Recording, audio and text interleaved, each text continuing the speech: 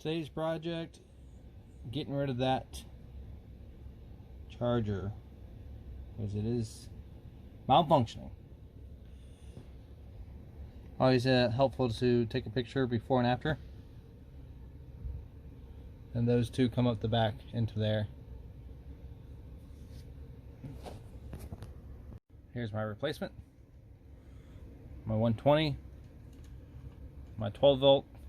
Only difference is this design has the fan on the right and this design has the fan on the left.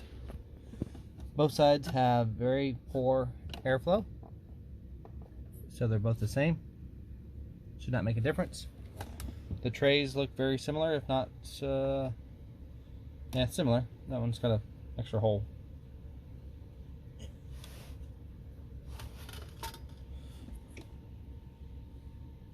All the voltage settings and charging settings are glued together, so I couldn't make any changes if I wanted to. So if I end up going with lithium, I'll have to, I wouldn't say have to, I should replace this charger, because the lithiums I'm looking at require a higher voltage to top off. And this does not have the manual charge feature, charge boost. If you buy the charge boost feature, it comes with a new 12 volt circuit board. 12 volt circuit board, and it has like a little button there. I think there's aftermarket you can get to put in line or something, but yeah, I didn't buy that. I just went cheap, basic.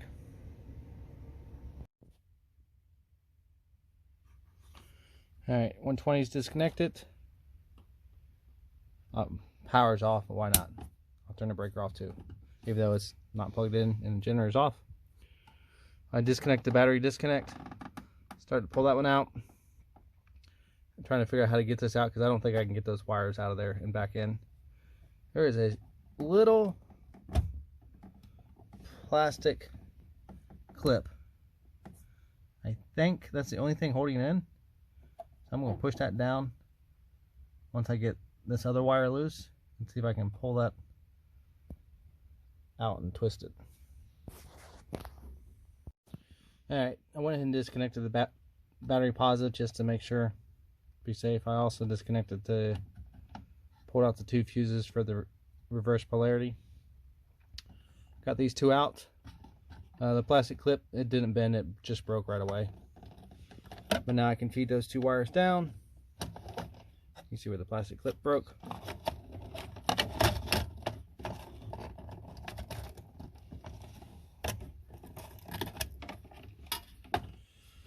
And this is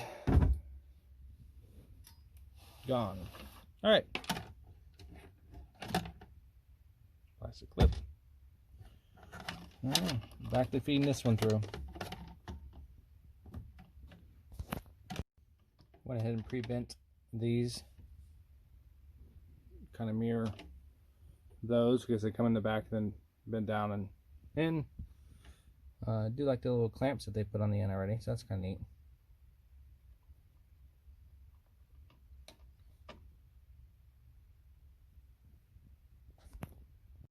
Alright, everything's plugged back in. I haven't put the screws in yet. I did not plug the battery in yet. I'm going to flip the switch, try to start the generator. The generator, the slide, and something else ran off of relays from outside, so they're not affected by the battery switch.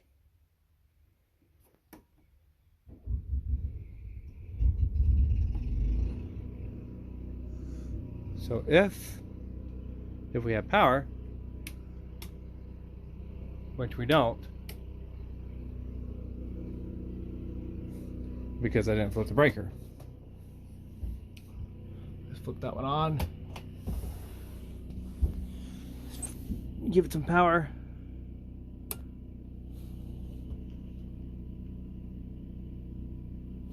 And flip that one.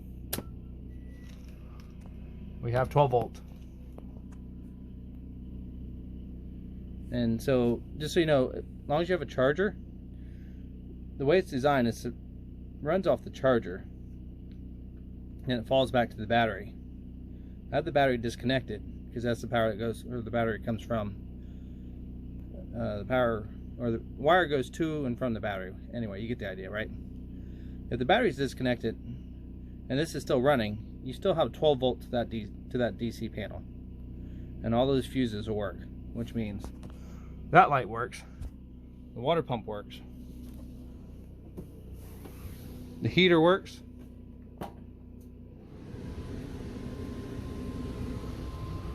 the 12 volt panel on your fridge works, those work. So theoretically, when your lights are on and everything's running, you should not be pulling any power from your battery. Just to prove, we're pulling an amp. Couldn't tell you why.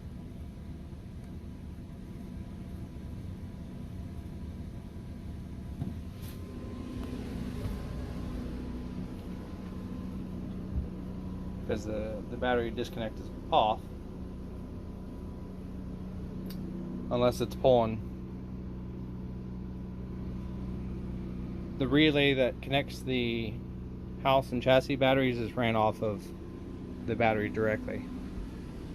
So that could be why we're pulling an amp from that battery.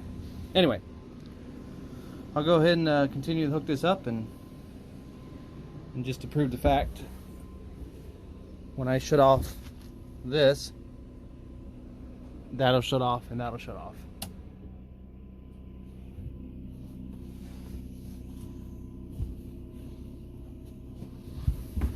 And then I'm going to reconnect the battery and check my voltage and amps over there. I reconnect it. Obviously the fuses are still in. Going to give it power.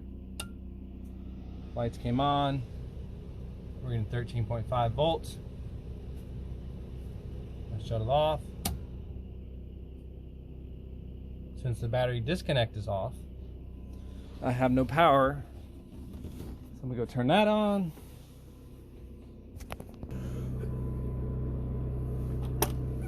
Alright, so now I should have power. Notice the fan kicked on. I turn that off.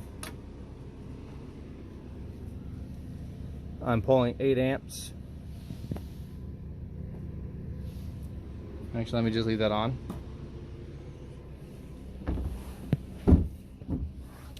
My voltage is 11.6. Jumps up to 13.4.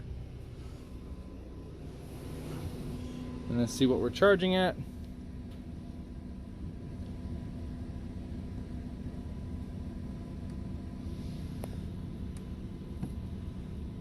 Charging at 11 amps.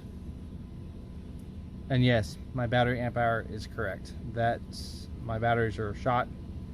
I only have about 20 amps of usable power out of two 70 amp hour lead acid batteries. So, time to replace them. So there you go, it's functioning, working.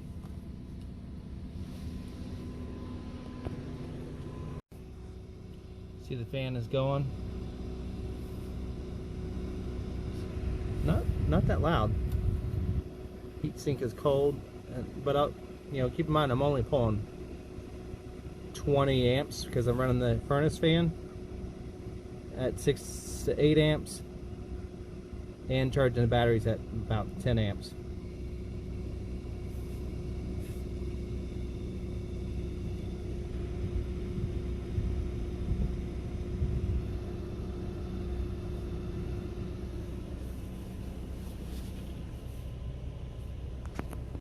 Alright, the fact that clip is broken off doesn't seem to affect it much.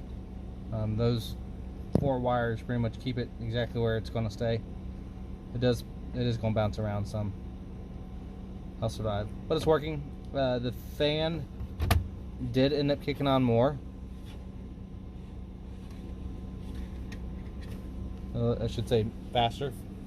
I'm not impressed with the way they did that because this power distribution panel is stuck inside this box with 4 walls.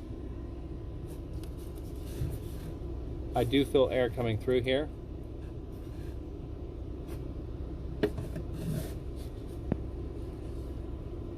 and I feel air. Obviously, I feel air sucking through there and there. So it does get some airflow, and there are little slits on the bottom here, which I feel a little bit of air. All I'm saying is it wasn't the best. I think there should be more airflow, because even then, the sucking in air on this side and trying to spit air out, these really thin grooves